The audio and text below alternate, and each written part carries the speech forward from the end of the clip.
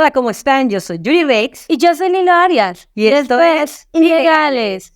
Bienvenidos a este su espacio donde analizaremos desde el derecho las historias que atraviesan a la colectiva LGBTI+, y sus aliados. Donde aprenderás lo que se debe hacer y no hacer ante diversas problemáticas.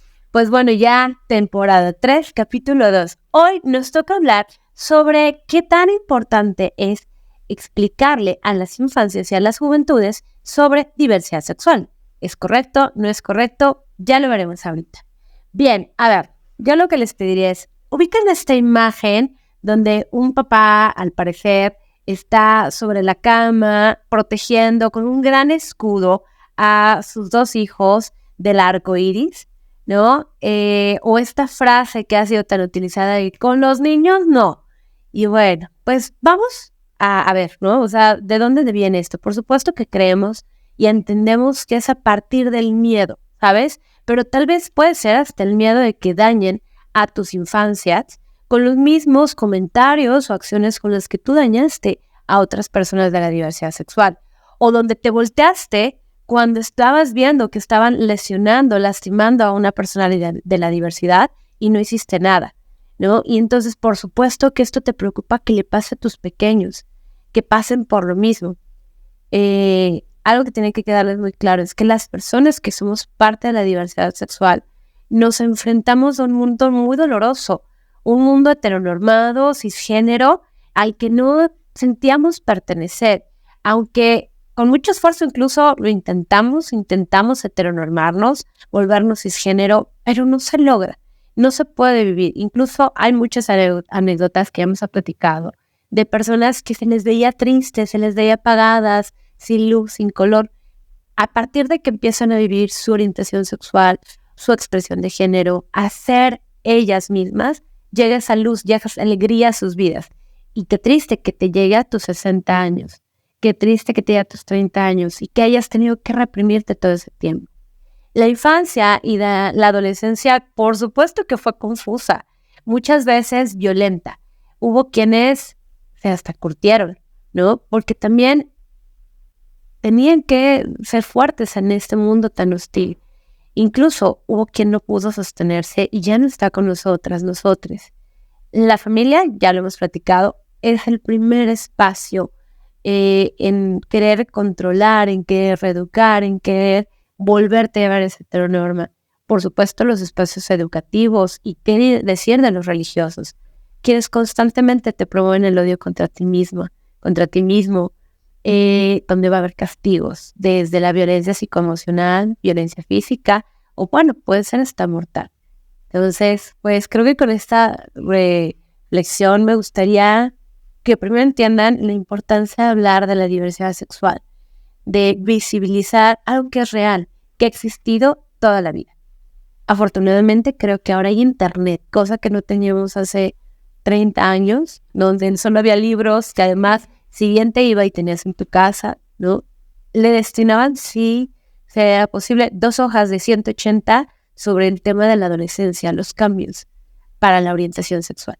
Actualmente hay muchos espacios y eso puede ser positivo, aunque ya hablaremos también de por qué tendrá que ser negativo y hay que cuidarlos. Pero ahora tenemos estos espacios, algunos seguros, algunos inseguros, donde podamos hablar de diversidad, donde podamos identificarnos, donde podamos saber que no soy un bicho raro, que soy diferente y que soy perfectamente normal y que merezco el amor y el respeto que cualquier persona. Te invitamos de manera muy amorosa, muy cordial, a que te sigas investigando, que rompas todos esos tabús, esas ideas con las que te construyeron con miedo, que conozcas sobre la identidad sexual, la expresión de género, qué es la orientación sexual. Ya lo hemos dicho, hay todo un decreto que dice que desde hace más de 30 años dejó de ser una enfermedad. Dejaron de criminalizar a las personas que no cabían en la heteronorma. Y bueno, la mayor violencia, como lo hemos mencionado, contra las personas que pertenecemos a la comunidad LGBTI se vive en el hogar y en algunos casos no terminas viviendo después de enfrentarla. ¿Saben cuántas infancias rezan todas las noches pidiéndole a Dios cambiar, ser diferentes al día siguiente, justo porque hay discursos de odio que se escuchan en el hogar. Y tú puedes decir, oh, yo nunca me he manifestado, pero tu lenguaje corporal, tu expresión cuando le dices, voltéate, no mires eso, ¿qué son esa asquerosidad que está haciendo? O, en el peor de los casos, te han visto agredir a personas de la diversidad sexual. Bien, recuerda que todas las personas tenemos derecho a un libre desarrollo de la personalidad a cualquier edad, ¿no? No se subestime que las infancias no puedan tomar decisión. Claro que tomamos decisiones en todos los momentos de nuestra vida, desde cuál es mi color favorito, mi alimento favorito, si me gusta o no me encanta hacer algún deporte o incluso hasta ir a la escuela. Lo que no se escucha en casa lo van a terminar aprendiendo de sus pares, de esas personas en la escuela, en los espacios deportivos, religiosos, y que no siempre van a ser las fuentes más confiables. Qué mejor que con amor, que con paciencia, le expliques, y también puede ser que tú vayas aprendiendo y le hagas saber que elija la decisión que elija, tú vas a estarle respaldando siempre a esa personita, que vas a amarle y que vas a protegerle para que nadie le cause algún daño.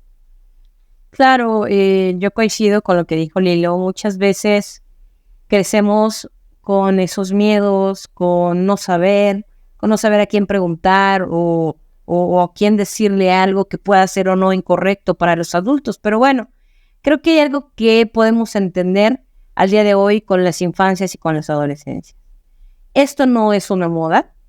Desde hace muchísimo tiempo que existen las personas de la comunidad, desde épocas que apenas se registraron en piedras, en papiros, desde la edad griega, egipcia, hasta muchísimas culturas en México, por ejemplo, prehispánicas, se presentaban este tipo de situaciones y muchas veces llegaron, de hecho, hasta a volverse mitos y volverse leyendas, porque creían que una persona que estaba dotada a veces en su pensar con ambas sexualidades era una persona que podía ser enviada por los dioses, que podía traer una buena aventura a la familia y que a final de cuentas era una persona mística que se respetaba dentro de la misma comunidad. Sin embargo, llegó la Edad Media, llegó el judeocristianismo y obviamente pues la idea básicamente de Constantinopla de imponernos estas creencias es que necesitamos más guerreros, más gente que luche por el imperio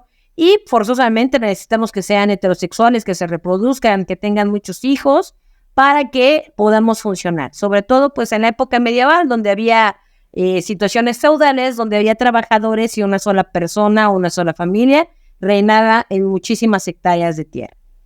¿Qué pasa? Dentro de estas modernidades, dentro de los avances que ha habido en las leyes para reconocer a todas las personas independientemente de su orientación sexual, raza, religión, cualquier situación que sea diferente con otra, existe el interés superior del menor. Este es el derecho de un menor a siempre saber la verdad, el derecho a una educación sexual, el derecho a ejercer sus derechos sexuales y reproductivos y principalmente a una vida libre de violencia. Estos derechos están garantizados en la Constitución y en tratados internacionales, en la Ley General de Niños, Niñas y Adolescentes y en el protocolo de quien juzga en casos relacionados con niños, niñas y adolescentes. Existe también la Ley General de Acceso a las Mujeres a una vida libre de violencia y muchos otros reglamentos internacionales que los protegen, no solo de cualquier extraño, sino hasta de la misma familia en muchos casos.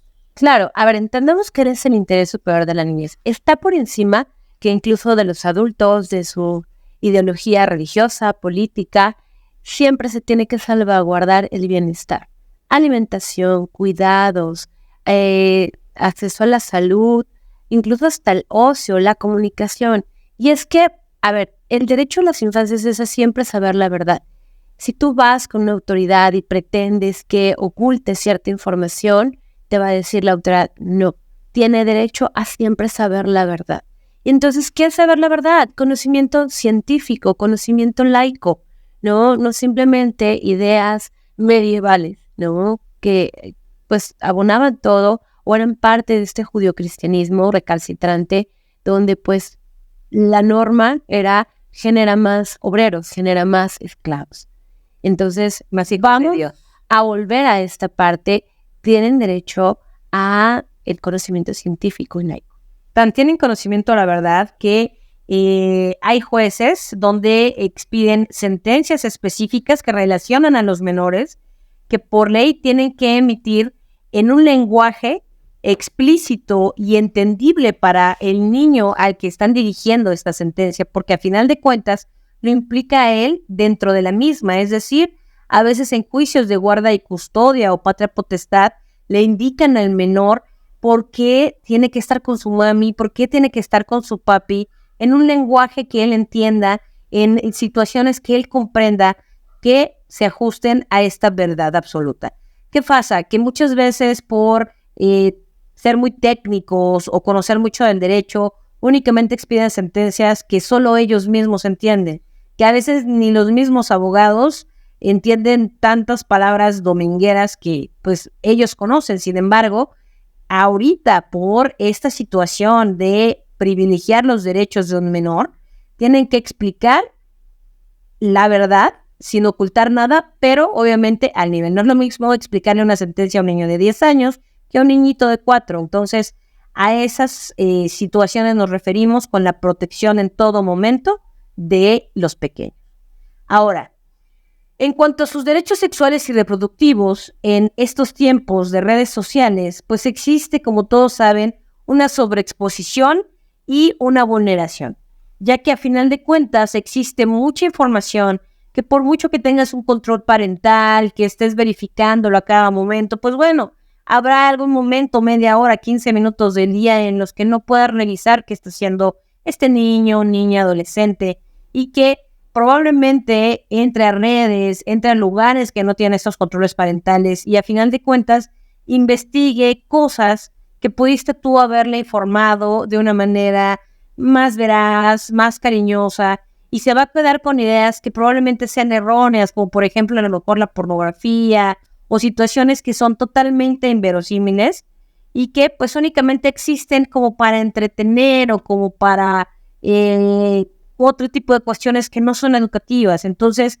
es muy importante que tú acompañes siempre a tus hijos, a los menores, a tus sobrinos, con información real, con información, como ya lo mencionamos, a su edad, y que pues pueda protegerlos en algún momento de todo este tipo de sobreexposición a cuestiones que probablemente sean las menos idóneas. Ahora, informarles sobre todo más allá de contacto o no contacto sexual con otras personas, que pueden haber riesgos, que pueden haber situaciones como las enfermedades de transmisión sexual y trata de personas. Estas pueden ser totalmente prevenibles, seas un niño heterosexual o seas un niño de la comunidad. El hecho de que seas un niño LGBTIQ+, no te excluye de que pueda haber una trata de personas.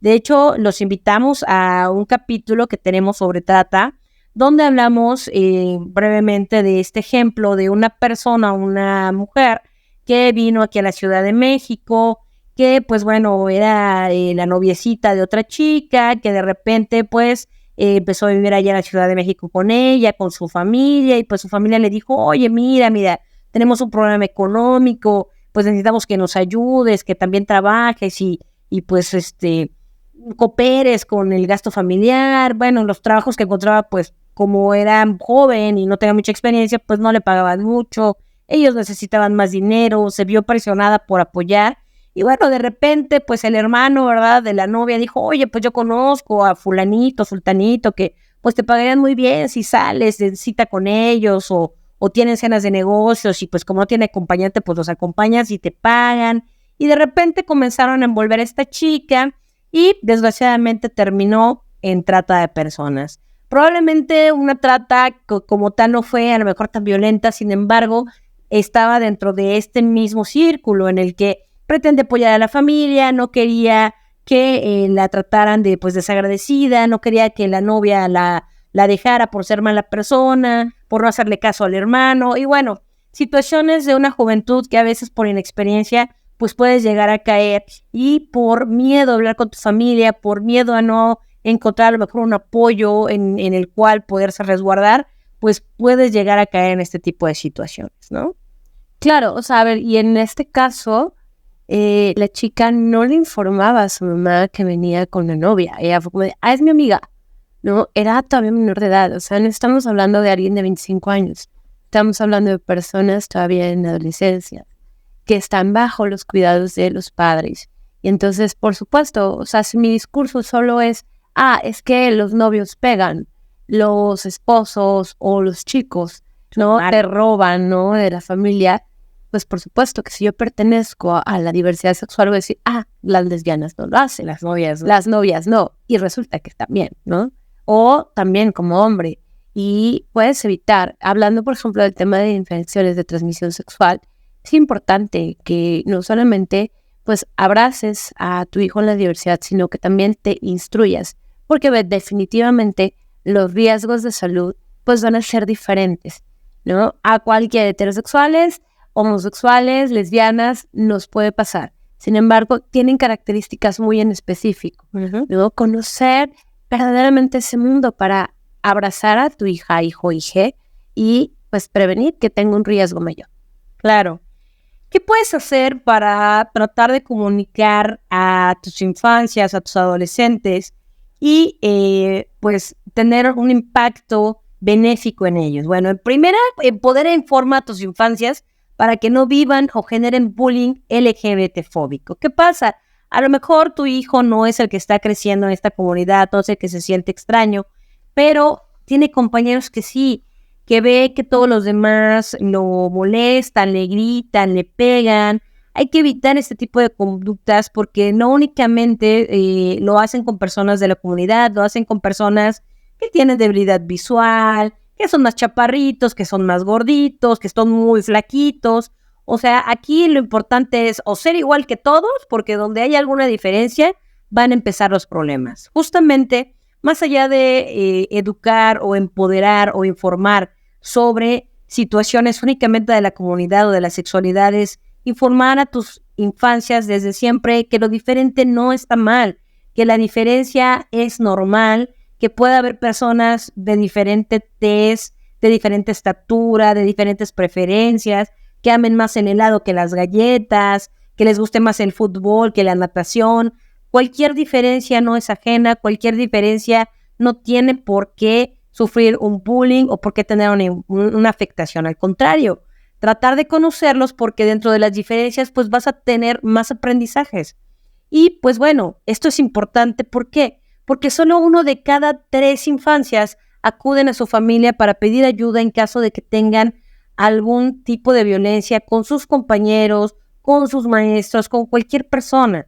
Entonces, también es importante darle esta confianza a tu hijo, porque como él puede ser vulnerado, él puede ser la persona que vulnera y eso no es correcto.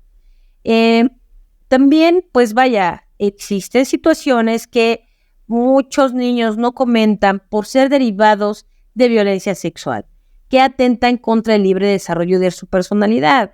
Hay niños que son abusados por tíos, primos, por personas muy cercanas a su círculo y que por miedo no lo dicen, porque les dicen, no te van a creer porque tú eres un niño, porque me van a creer más a mí que soy adulto, porque si le dices a alguien voy a matar a toda tu familia. Cuando eres una infancia, una adolescencia, cualquier cosa te da miedo, cualquier cosa que pueda afectar a tu círculo cercano, a tu familia, te da un tremendo miedo. Entonces, debes de también dar esa confianza a tus hijos, que puedan platicar contigo de lo que sea, no importa que sea una persona muy allegada, que sea una persona muy querida, siempre dar esa confianza de que tú vas a creer en ellos.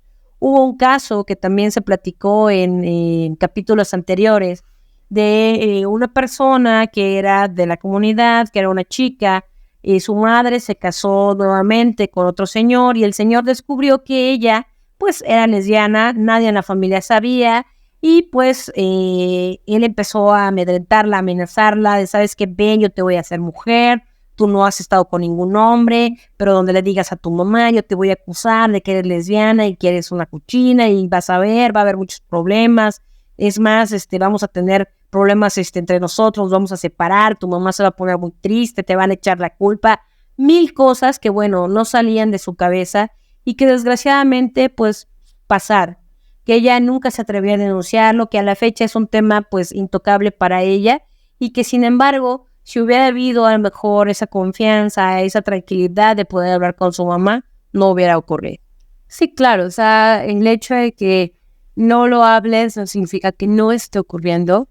En este caso, si desde un inicio se hubiera hablado de la diversidad y que no pasaba nada, pues no habría lugar a esos chantajes, a esas extorsiones, y que justo vienen del espacio familiar.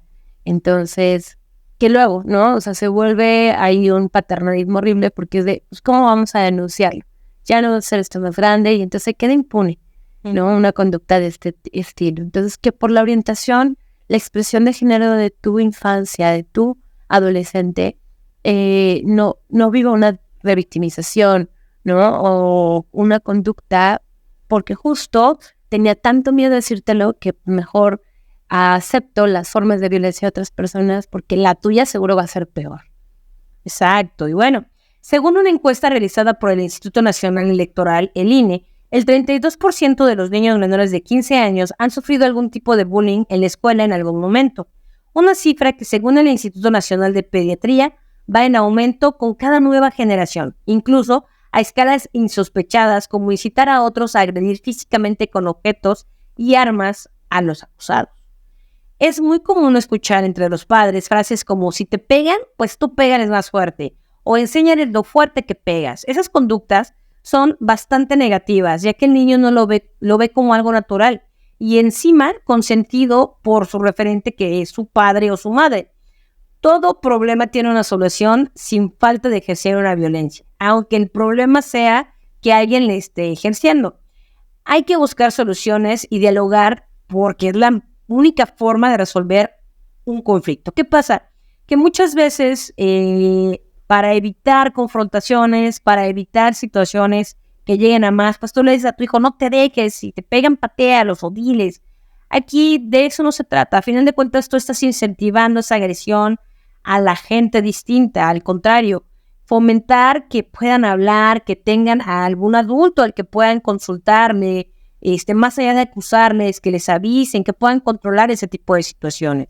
¿Por qué? Porque muchas veces esto va a escala. Desgraciadamente, los niños pues no tienen a lo mejor todavía una conciencia de la mortalidad. En una de esas, el niño empuja uno más fuerte, se cae, se pega en una banqueta y se desnuca y ya existe una persona sin vida. ¿Y qué pasa? Que esto va a escalar, el niño va a estar implicado en situaciones burocráticas, penales, judiciales, que no tendría que estar a esa edad. ¿Y todo por qué? Por un consejo tonto que le dio un adulto para defenderse. Sin embargo, pues también no vas a estar esperando que también tu hijo sea lastimado. A final de cuentas, siempre es importante que ellos hablen con los maestros, contigo como padre, para que tú, como adulto responsable, puedas irlo a solucionar a la escuela sin mayor situación. Viene a mi cabeza, por ejemplo, el tema como en Estados Unidos de desvividores en masa, ¿no? Donde son estas adolescencias o incluso infancias que fueron como muy, muy bulleados y de pronto pues buscan, ¿no? Desquitarse no con quien les hizo esa conducta, sino con quien se encuentre, ¿no? Y entonces puedes prevenir que tu hija, hijo, sea víctima de una reacción como estas por parte de alguien que ha sufrido presión tanto tiempo, o que pues tu hijo sea quien cometa, sea quien adopta el victimario, y entonces te metas en una situación que no esperabas, todo por ocultar un tema que pues está abiertísimo y que todo el mundo tendría que identificar. ¿Qué pasa si ya detecto que están haciéndole bullying a mi infancia, a mi adolescente, y todavía, por ejemplo, están siendo menores de edad? Bueno, por lo menos la Secretaría de Educación Pública ya tiene un programa que se llama Acoso Escolar. Búsquenlo en redes sociales, se encuentra acosoescolar.sep.gov.mx, que es su página. Además, por ejemplo, la Comisión Nacional de Derechos Humanos, las comisiones de derechos humanos estatales ofrecen prácticas guías para poder presentar alguna queja o un procedimiento. Obviamente, la Secretaría de Educación es la que va a tener sus instancias y sus protocolos para atender situaciones de violencia. para garantizar que no se esté generando la violencia contra la infancia y para que si se repite esta conducta, se busquen soluciones alternas, no punitivas, sino realmente pues identificar de dónde es el origen de esta forma de violencia para que no siga lastimando a la persona receptora, pero también que la persona que genera la conducta no siga continuándola, y replicándola. Definitivamente, y ya lo saben, no pueden ir a confrontar al otro menor, a ir a hacerle un reclamo. ¿Por qué? Porque obviamente también va a llevar su progenitor. Y algo que se puede resolver rápidamente escala con las personas adultas, y las personas adultas a veces somos cero pensantes, entonces evita, genera un conflicto más grande, sino buscar soluciones mediante la comunicación asertiva. Por supuesto, debes de comunicarle esto al centro escolar o deportivo donde está sucediendo esto, buscar acercarte a las autoridades, tener este contacto exhaustivo, que se tenga un control, debe de haber un buzón escolar, busca, incluso el acompañamiento legal para que se busquen todas las alternativas, en caso de que incluso la autoridad escolar no te quiera hacer caso, o te desestime o no esté tomando alguna acción. Ya lo hemos platicado, hay procesos ante Contraloría, ante Comisión de Derechos Humanos, ante Comisión para Prevenir la Discriminación, el Consejo, ¿Y qué deberíamos de hacer? ¿Qué otras acciones podríamos tomar? Por supuesto, fomenta la confianza en casa. Que los hijos, hijes confíen en sus personas cuidadoras, que tengan la apertura de contar todo lo que esté ocurriendo, todos los problemas, aunque no sean propios, también puede ser el de, oye, mamá, ¿sabes qué? Es que entre Miguelito y Paulita pelean mucho y constantemente la molestan, ¿no? Recuerda que cuando una infancia siente amor, tendrá una autoestima elevadísimo y se va a sentir querido. Y entonces lo va a alejar del acoso escolar, de generarlo, pero también de vivirlo. Dale la confianza de que te cuente todo y asegúrale que no va a ser su culpa ser la víctima, obviamente si pertenece a la comunidad LGBTI+, infórmate, apóyale, ámale, para que no vuelva también a esa revictimización, pero ahora en tu casa. Habla. La comunicación, como les hemos dicho, es primordial. Sin ella no se puede saber lo que le está sucediendo a tu infancia. Es importante que desde muy pequeñita esta infancia pueda hablarse en casa de qué es el acoso escolar, qué hacer en caso de ser víctimas o testigo de este bullying hacia otra personita más. Y por supuesto, el que no pueden hacerlo. Otro consejo es acude con regularidad a su espacio educativo. Tienes que estar presente en sus juntas, estar al pendiente de cómo es su conducta, cómo se está sintiendo, cómo es el espacio en el que se desenvuelve, qué comunicación hay entre el personal docente, los progenitores, las infancias, excluida la comunicación para que, pues sea más sencillo actuar de inmediato ante cualquier situación escolar. Tercer consejo, trabaja con tus infancias y esas conductas agresivas. Por supuesto, primero no tendrías por qué generarlas tú. Pero si tú detectas que tu hijo tiene una personalidad muy agresiva, muy reactivo, que puede ser esa semilla de acoso escolar, pues es importante que detectes estos comportamientos y busques acompañamiento. Acude a un especialista si es necesario, para el manejo de la ira, un psicólogo, saber qué está originando en tu infancia también es enojo. Como le mencionábamos, a veces las personas de la comunidad LGBT nos curtimos y nos curtimos a la brava, entonces podemos ser también muy hostiles o podemos ser ese generador de violencia porque el lastimado lastima y entonces hay que identificar el origen de esa incomodidad. Evita que tu menor cometa alguna conducta conocida como delito o atente contra la integridad de alguien, aunque sea en legítima defensa. Ya lo dijimos, nada de que tú pegas más fuerte y de que vean cómo pegas tú. Enséñale a no ignorar el bullying. Enséñale que uno de los errores más comunes que tenemos es decir, no te metas, Involucra a tu infancia, a tu adolescencia, a que levante la voz, que no se quede indiferente ante el dolor de la víctima o que solamente se quede como testigo sin que realice alguna acción. Que aprendan a denunciar, a ser solidarios y a ser empáticos, por supuesto, con el dolor de otra persona, que se pueda acercar con un familiar, un docente o cualquier persona de su confianza. Bien, vamos a hablar ya como tal de los procesos legales que sí puedes enfrentar por violencia LGBTfóbica contra niñas y adolescentes. Primero que nada vamos a encontrar, por ejemplo, al DIF.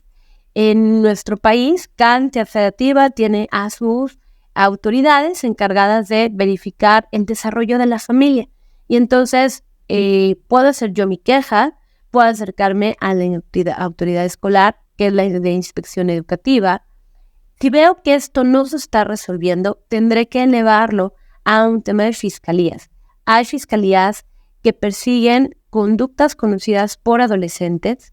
Hay fiscalías que persiguen delitos cometidos contra niñas y adolescentes que son muy especializadas, ¿no? Y que por supuesto tienen el personal ministerial idóneo para identificar las formas de violencia, pero también para atenderlas, ¿no? Con base al interés superior de la infancia, ¿no? Con las medidas y las leyes en específico. Incluso para evitar situaciones que regula la Ley Nacional del Sistema de Justicia Penal para Adolescentes.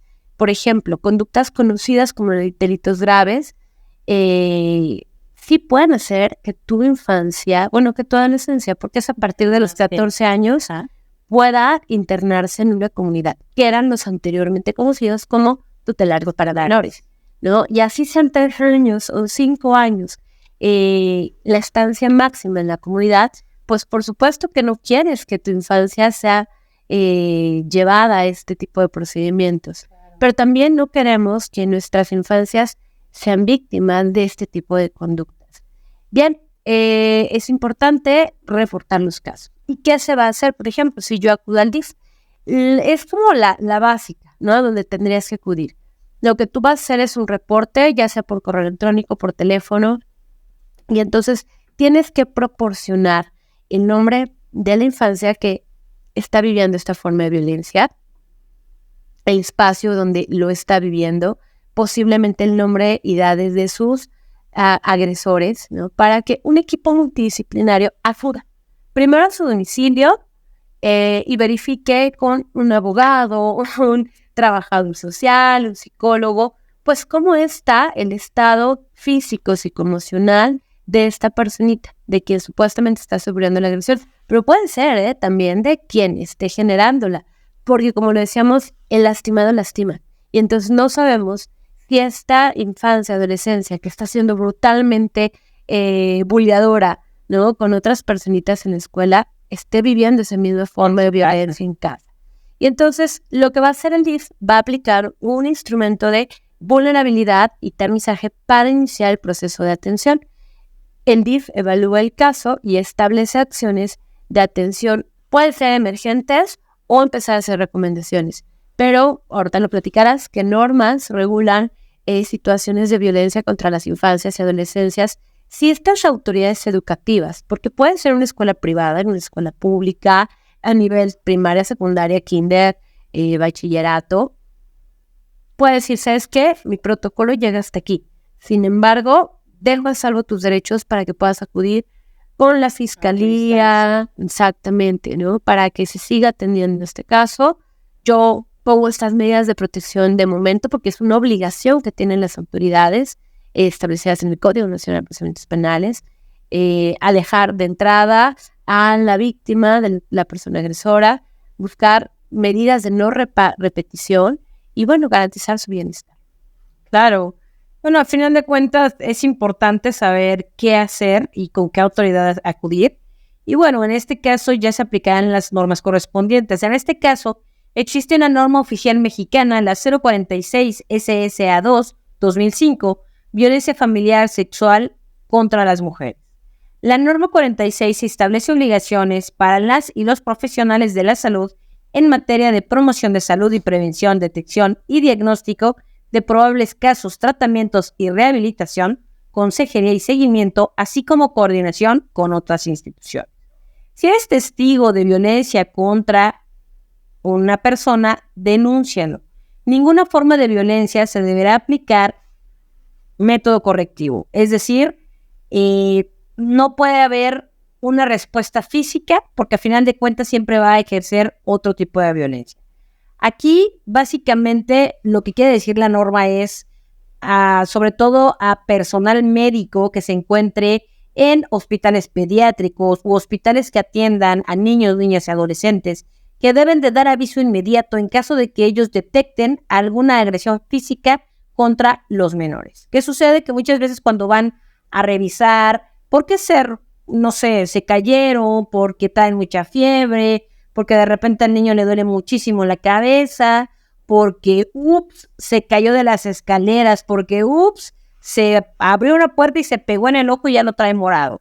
Existen ciertas conductas que, pues por ser niños, te puede pasar. Caerte de un árbol, te raspaste con la bici, que puedes llegar a un hospital. Sin embargo, hay ciertas conductas que ya empiezan a ser sospechosas. Cuando el niño empieza a ir cada 3 días al doctor con situaciones que son muy ostentosas, es decir, que no son a lo mejor rasguños o golpes, sino ya son moretones, son huesos rotos, son situaciones que aunque el niño probablemente se hubiera lastimado jugando, no hubiera tenido heridas tan profundas, inmediatamente el protocolo hospitalario es dar aviso a las autoridades. Si ven que el niño tiene alguna situación de abuso físico, si existe alguna posibilidad de que también haya sido abusado sexualmente, que tú puedas verificar en alguna revisión médica, se tiene que dar aviso a la autoridad. Es más, pueden haber pruebas incluso donde puedas detectar rasguños con ciertos químicos para verificar si el niño ha sido maltratado o en su defecto, pues ya llega un momento en que puede ser hasta torturado por sus padres, su madre, padrastros, tíos, etcétera. Entonces, esta norma obliga totalmente a los médicos o personal hospitalario que vean alguna conducta que ponga en peligro la salud del menor a denunciarle. Obviamente, al momento de denunciar va a llegar la autoridad, en este caso personal ministerial, para verificar lo que nos han mencionado, para hablar con los padres, para verificar si realmente se cayó del árbol, si realmente se cayó de las escaleras, si realmente cada semana se lastima por alguna situación o en realidad es violencia ejercida por la familia o por cualquier otra persona. Claro, o sea, hablamos incluso de visión de los cuidados, pero regresamos al tema. A ver, ¿por qué estamos hablando de violencias, de síndrome de Kempe, del síndrome del niño maltratado y hablamos de diversidad? Lo han visto en numerosas películas, ahí está de Yo Nena, Yo Princesa, Mi Vida en Rosa. Cuando las infancias empiezan a manifestar, pues no caber dentro de la heteronorma, ser parte de la diversidad, van con mucha frecuencia y dolor a vivir muchas formas de violencia, desde maltrato psicoemocional, obviamente maltrato físico, porque, como lo hemos dicho, en la familia hay como este deseo de te voy a reordenar. Y como soy tu papá, una idea terrible, puedo hacerte lo que yo quiera. No, espérense, las leyes han cambiado mucho. Ya ahora te hacen pruebas que determinan que si tú pellizcas o rasguñas al niño, te vas a ir directo al Ministerio Público, ¿vale? Porque esta misma norma oficial dice no solamente médicos, sino cualquier servidor público que se percate que hay una situación de violencia contra el menor, tiene que ir de manera oficiosa, es decir, sin que alguien le haya pedido que lo haga, a denunciar, a decirle a las autoridades. Si al final la infancia efectivamente es súper pinga y se cae a cada rato y aún así tienes que tener los cuidados, ¿no? Porque tú tienes que ver que no se caiga, ¿no? Pues entonces, si no hacías nada, no pasará nada y la autoridad solo te dará recomendaciones. Pero si se percatan que efectivamente generas alguna de las formas de violencia que vamos a mencionar a continuación, vas a tener un proceso donde puede ser privada de tu libertad, ¿no? Y aunque el niño diga, no, pero yo no quiero que... No importa.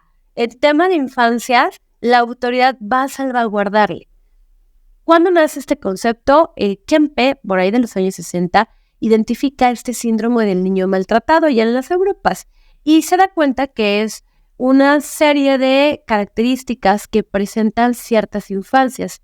Es decir, que han recibido amenazas, castigos, humillaciones que promueven o que buscan infligirle un sufrimiento físico, psicológico o moral, y más siendo un menor de edad.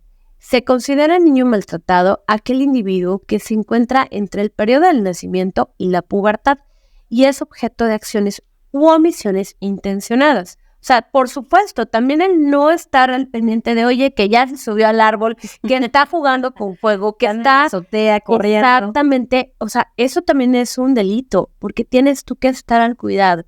No tiene la misma madurez. Si gente adulta se accidenta porque es imprudente, conociendo, ¿no?, los alcances de caerte de un vehículo sin llevar, no sé, la protección correspondiente, de ocupar fuegos pirotécnicos, menos un menor, ¿no? Y, por ejemplo, características del síndrome de Kemp en abuso físico, va a haber lesiones corporales infligidas por sus cuidadores, desde rasguños o pellizcos.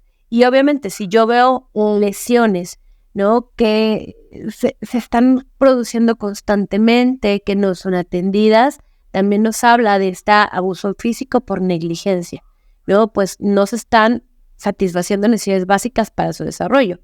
Puede ver que en la prueba de Kempe también se busque un abuso emocional o psicológico, desde hostilidad verbal, no te hablo, ley del hielo, te hablo con gritos, te regaño todo el tiempo, no te explico, o hasta insultos, amenazas o chantaje, menosprecio o sometimiento.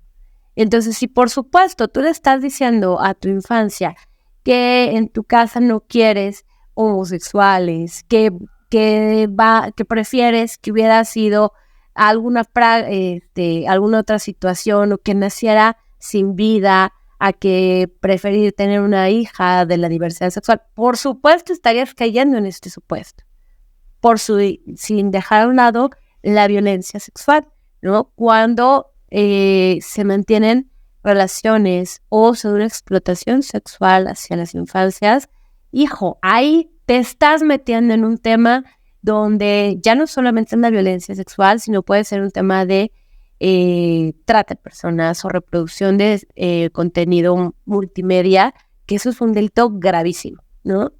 Puede haber que también se dé el abuso económico-social. Niños que están en situación de calle, que están siendo criados en grupos guerrilleros, en ritos o sectas que pongan en riesgo su vida. Ojo, no únicamente ritos o sectas, también hay muchas religiones que son altamente usadas en México, como la cristiana, la judía, la evangélica, católica, todas que no necesariamente sean ritualistas o satánicas o lo que sea, que también provocan situaciones que afectan al menor, porque Dios no quiere esas aberraciones, porque las niñas solo son nacidas para tener hijos y ser amas de casa, porque aquí los hombres deciden y las mujeres se callan. Pero bueno. Y que ya lo hemos visto, hay una cápsula específica sobre las terapias de conversión y su prohibición. Entonces, no pensemos solo como aquellas religiones que salen de lo judio-cristiano. No, puede ser que tú eres judio-cristiano en alguna de estos grupos religiosos, y no porque lo diga tu religión está correcto, ¿no? Y ya hablamos incluso hasta el tráfico, adopción ilegal, secuestro o trabajo sexual, ¿no?, al que se metan a las infancias, que son delitos gravísimos además. Puede haber que también hayas hasta maltrato durante la época de la gestación, ¿no? Cuando los progenitores, puede ser que a veces el progenitor diga, ¿sabes qué? Te vas a aliviar por método natural. Oye, pero ya hay sufrimiento fetal, no está recomendado, pues no tengo dinero. Y entonces, eso es también una forma de maltrato durante la etapa de gestación. Luego, cuando igual necesito atención médica para el control del embarazo y no la proveemos. Cuando ocurren intoxicaciones o intentos de interrumpir sin el acompañamiento médico. Y estos son formas de violencia contra las infancias, ¿no? Desde esa gestación. Pues mucha atención con eso. Evítense de verdad meterse en un problema. Actualmente ya las infancias están muy protegidas. Y si tú llegas por acción o omisión a cometer algo que lesione a las infancias, no solamente te van a apartar de la infancia, vas a tener que enfrentar un proceso donde hasta puedas ser privada de tu libertad. Claro, digo, esto ya yéndonos a unas situaciones, a unas instancias ya en el peor de los casos. En el mejor de los casos, a final de cuentas, son tus infancias, son tus adolescencias, tú convives con ellas todos los días. Hay que procurar que tengan una mejor vida, que a lo mejor no te dieron las mejores oportunidades que tú no tuviste. Tú en algún momento pudiste ver lo que era el bullying, lo que era maltratar a gente distinta, lo mal que se sentía, porque a lo mejor tú fuiste una persona maltratada. Creo que siempre el hecho de que tú les hables sobre situaciones que pueden pasar o no, sobre pues historias que tú puedes contarles a lo mejor de tu infancia, pueden influir mucho en ellos, ¿no? En proteger a otras personas, en ser empático, en tratar de que el mundo sea un poquito mejor. Existe mucho material que podemos usar para darle una mejor explicación a las infancias y adolescencias. Por ejemplo, existen diversos libros para niños desde los 3 años, como lo son Kevin y el vestido de mamá, de Dani Ompi, Monstruo Rosa, de Olga de Dios, Yo soy mía, de Narea García. También para infancias un poquito mayores, entre los 8 y 12 años, existen libros como El nombre perfecto, de Huete Iglesias, El azul es un color cálido, de Julie Marot, o pues ya un poquito más adolescentes, entramos con este libro que creo que es muy famoso y muy conocido, El chico de las estrellas, de Cris Puello, o LGBT para principiantes, de Daniel Valero, ya que pues bueno, pues dentro de libros un poquito más para juventudes que no tienen tantos muñequitos, pero a lo mejor tienen muchas historias que suceden entre adolescentes y que pueden llevarlos a lo mejor a tener una mejor idea de lo que sienten, de que a lo mejor pueden sentirse extraños, pero siempre hay más personas que van a ayudarlos, que van a estar con ellos. Además, existen grupos donde sean increíblemente recibidos y podrán compartir sus experiencias, como padres, hermanos, tíos de personas diversas, o pueden ampliar el conocimiento del tema y pueden ayudarlos con la empatía o consejos que podrían ayudarles a saber cómo ayudar a los más pequeños a tratar estos temas, ya sea para ayudarlos a entenderse a sí mismos como infancias de la comunidad o entender a los que los rodean, algún amiguito, algún sobrinito o a personas que tal vez tratarán diferente y que ellos pueden ayudarlos desde su empatía a tener un poquito más de luz en esta infancia. Los discursos son importantes, cómo los pronunciamos. Tú no sabes si en casa tienes a una hija, un sobrino, a un primito, que es parte de la diversidad. Y entonces, por supuesto que si tú vas por la vida profesando que eso está mal, que le deberían hacer daño, que no se debe hablar de ese tema, le estás invisibilizando, le estás diciendo que él no cabe en tu familia y que no va a ser bien recibido. Entonces, piénsalo, ¿no? ¿Cómo te sentirías si a esa personita a quien amas tanto le golpearan, le sacaran de algún lugar, le amenazaran, ¿no? Por ser quien es? Por supuesto que no quieres que les hagan ese daño. Entonces cambia el discurso, reconoce la diversidad, aprende y compártela de manera amorosa. Sé el ejemplo, porque ellos siempre te están viendo. Bueno, pues con esto terminamos. Esperamos que les haya gustado mucho. No olviden enviarnos sus historias. Amamos leerlas y conectar con ustedes. Les dejamos, como siempre, un enlace para que puedan escribirnos y recibir asesoría al correo ilegalxs@gmail.com. Suscríbete y comparte. Y si conoces a alguien que está en riesgo o necesita información, contáctanos. Será un gusto poder ayudar.